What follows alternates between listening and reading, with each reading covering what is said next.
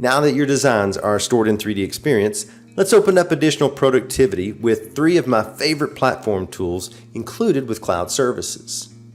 First is Product Explorer. Now, this is an app used to interact and view a SOLIDWORKS assembly structure without having to open it in SOLIDWORKS. I recommend creating a new tab on the existing Collaborative Designer for SOLIDWORKS dashboard. So let's call this tab Explorer, and then we'll go to the compass and search for Product. All right, there's the app named Product Explorer, and we'll drag and fit that onto the new tab. Now, the app consists of 2 widgets linked together.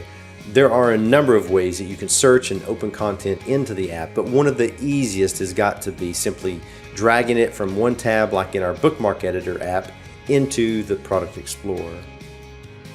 The right widget is a viewer, and the left side is the full structure of subassemblies and components along with all their metadata.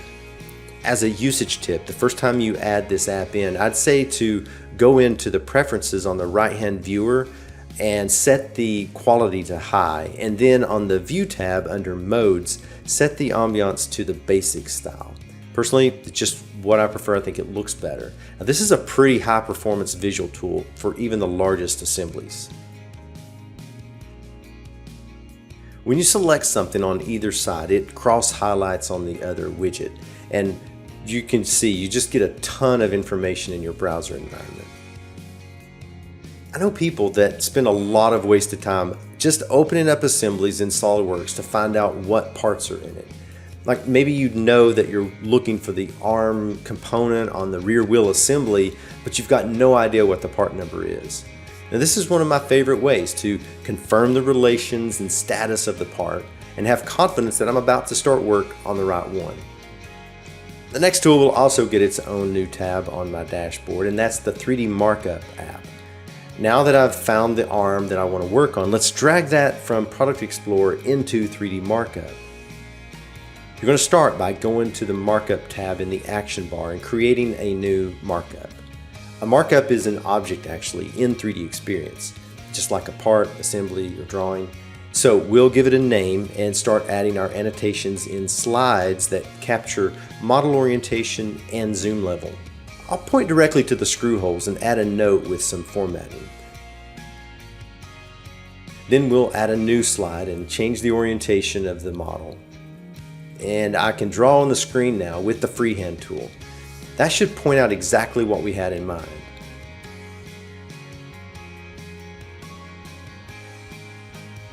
To lock that in for the new slide, go over and select Update Viewpoint. Let's add one more slide and we can use the Measure tool. This helps interrogate the model while you're marking it up, but it also lets us label areas and provide additional comment. Here we want to add a reminder to standardize parts where possible. Again, we need to update the viewpoint for the slide. Typically these are meant to be shared with someone, so let's go to the menu and copy link. Then from the Communities tab, we'll go to Conversations. Dropping a note and linking to the markup is a great way to directly share my suggestions. Again, the markup is stored in 3D Experience under the title we gave it, so there's a number of ways you can get to it. You can even add them to a bookmark.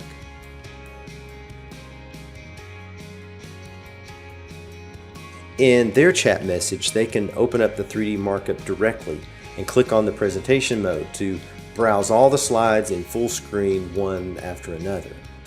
Now, outside of presentation mode, they're free to investigate the model manually and add or modify slides. Since the markup is linked to the part, they can even drag that over into a SOLIDWORKS session to open it up from 3D Experience and start the design work.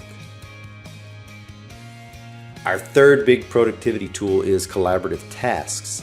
The integration with the rest of the platform is what really makes this stand out. Just start typing in the Create a Task area to specify the title. The new task starts in your to-do list, so click on it to get to the details. You can add a full description, set its priority, and plan a timeline with start and finish dates or the task duration. Right-click to quickly assign it to yourself as a task, and then drag it to in work when you need to change the status. Now, it works great as a simple to-do list for your own work, but You can also create tasks and assign responsibilities to others. We can even add the assembly as an attachment just by searching or dropping it into the task. Now as the designer is working in SOLIDWORKS, they can see their notifications from my session. Since they've been assigned a new task, we'll go to the compass, and then under the Collaborative Industry Innovator role, we'll click on Collaborative Tasks to add the app to the task pane. So without having to leave SOLIDWORKS, I can review the task and even drag and drop the assembly into the SOLIDWORKS session.